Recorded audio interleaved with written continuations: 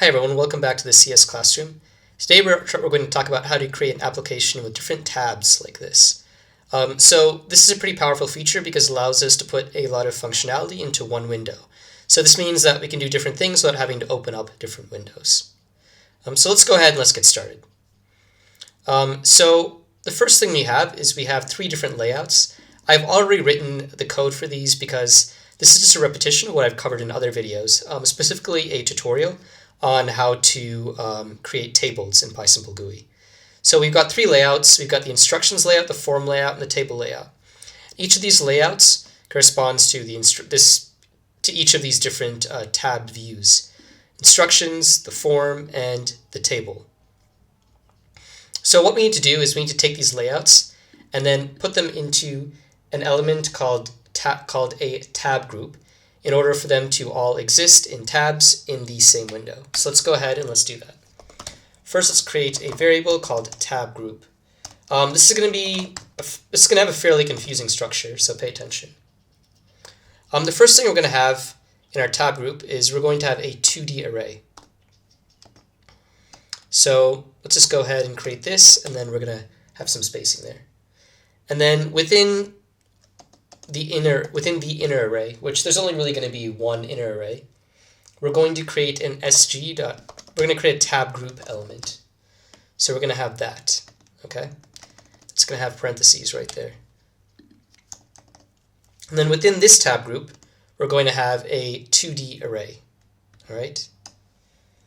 So just make sure that you pay attention to these different enclosures or different data structures, because otherwise it can get quite confusing. So in here is where we're going to specify our tabs and what goes in them. So obviously we want to focus on the instructions view first because that's what comes first. So we'll have sg.tab, and then we'll have the title of the tab, which is just going to be instructions. We'll have the layout of the tab, the layout meaning what goes inside, which we specified right up here. And we're just going to use our instructions layout variable.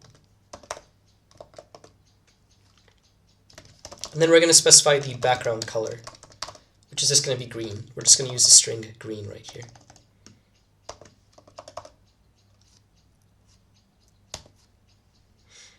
Okay, perfect. The next thing we want to do is, we want to specify our next tab, which is going to be for contact information for the form. So we've already created this form up here in our layout, our form layout. So we're going to go ahead and pretty much do the same thing. We're going to have sg.tab, and then we're going to have enter contact information, because this form is for entering a few contact details. We're going to insert the form layout variable, which we specified right up here. And then we're going to set the background color to be yellow.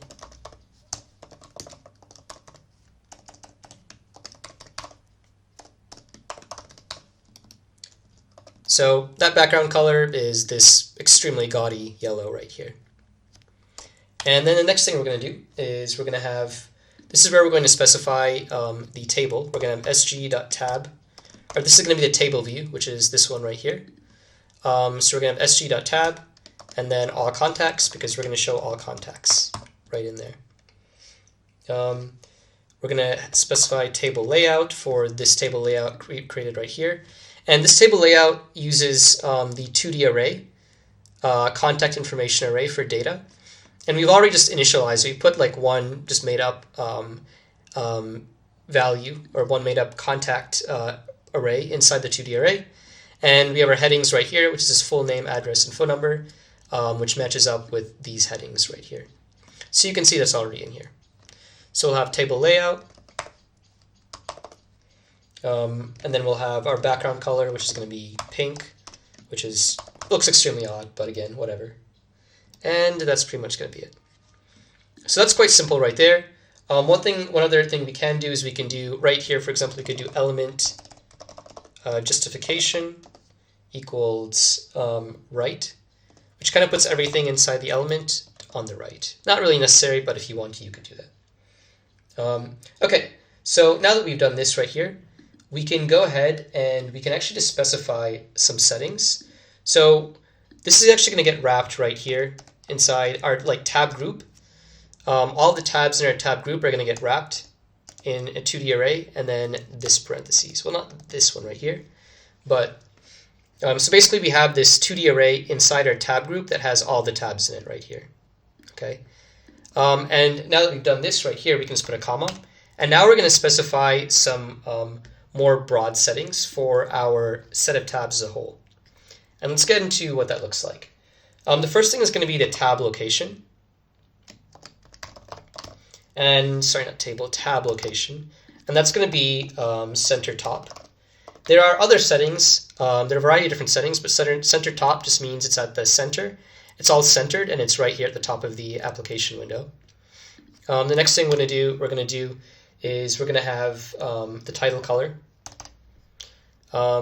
So that's going to be title color equals white.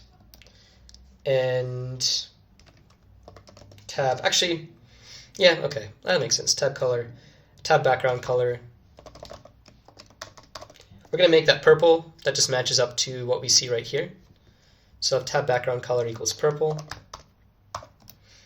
Selected title color equals green. So we can just kind of just put it this way just to make it a lot cleaner. We can have selected title color equals green. And then we're going to have selected background color. So by selected title color, I mean like whenever we select on this, that means that this text right here is going to be, so this specifically is going to be green. Our default title color is white, which is why this text right here is white in the tabs. And then we're going to have our selected background color.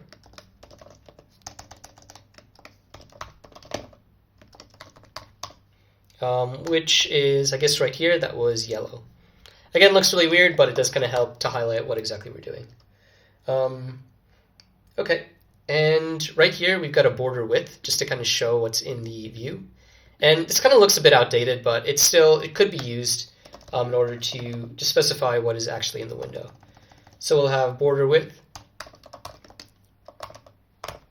equals 5. A higher number would make it thicker, a lower number would make it thinner.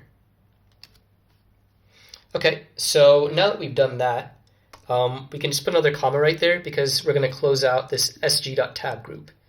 So we're going to put parentheses and a comma to close out the sg.tab group. Remember, this 2D array was just for the individual tabs. Then we had some settings for the group as a whole. And then this right here is going to close out our tab group. So we've got a comma right there. And then now we can just specify our last element, which is just going to be this exit button right here.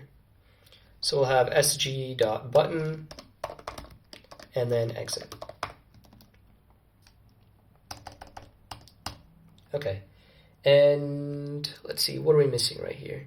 So that one, we probably don't need at this point. Okay, cool. And that should pretty much be it, actually. That looks like it matches up pretty well. So this 2D array, this matches up right here, this matches up right there. Okay, and that's about it. So we've got, just to kind of summarize, we've got this tab group. So we create a 2D array. Inside the 2D array, we have one element, one tab group element. Inside the tab group element, we have another 2D array with our individual tabs and their layouts. And then we've got some settings. After that other 2D array, we've got some settings for the tab group itself, followed by an exit button outside of the tab group. So now we've got our tab group, let's go ahead and let's actually put this into an application. As usual, we're just going to create a window variable with a window element. So we're going to say sg.window. And notice right here, we're not going to put our layouts in there because those have already been put into our tabs. We're just going to put the tab group. So we're going to have sg.window. We can call this contact application with tabs. And we'll specify our tab group.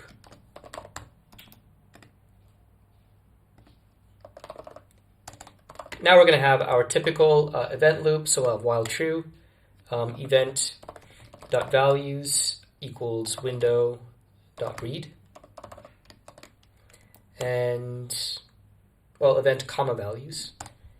And then we're going to have if event equals exit or event equals sg.close, sg.win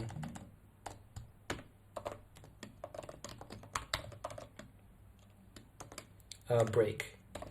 And this is just going to allow us to exit the application. And what we do need to handle as well is what we want to do is we want to make sure that when we click submit contact information, data gets updated here.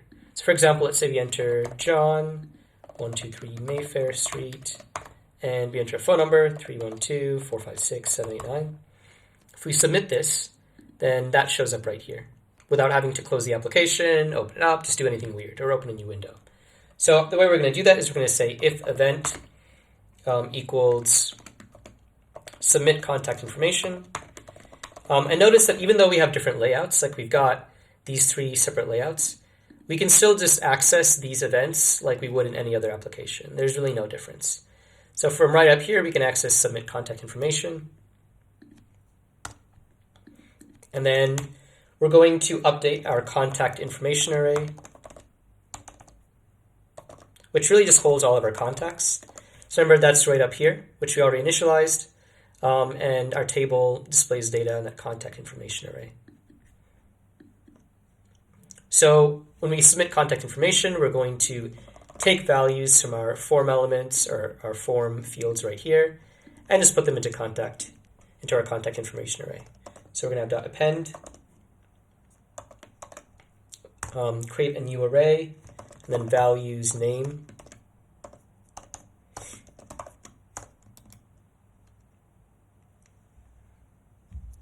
Values, so these are corresponding to these keys right here.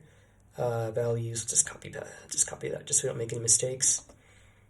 Values address, and then values phone number. Okay, perfect. So that's cool. All right, we need some quotes right there. Okay, perfect. And now what we want to do is we just want to update our table. And we're going to say window table. And this table right here corresponds to the key we gave to our table and our table layout. And it's cool because even though they're all in tabs, we can still use them as if they were just separate in a window. So we're going to say window table.update, and then values equals contact information array.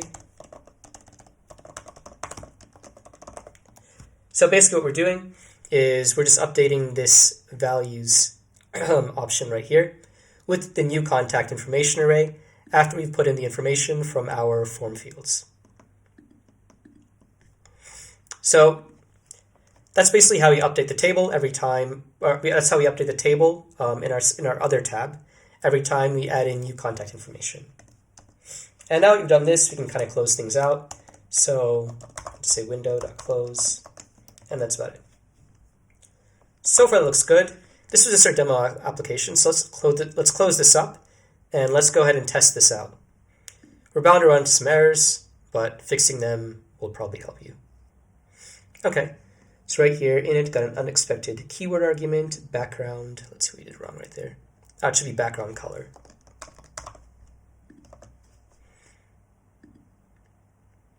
All right, cool. Okay, looks good. Let's enter in the name. Let's say, well, we've already got one contact right here, which we initialized right up here. Let's enter in something like, let's say, Jason, 121 Jason Street, and then just a phone number. So 124-561-789. Submit contact information, and it looks like we got it right here. So basically, that's how tabs work. The real crux of it is this tab group element right here. And just keeping all this organized with all the various 2D arrays and parentheses, etc. I hope this was useful for you. See you next time.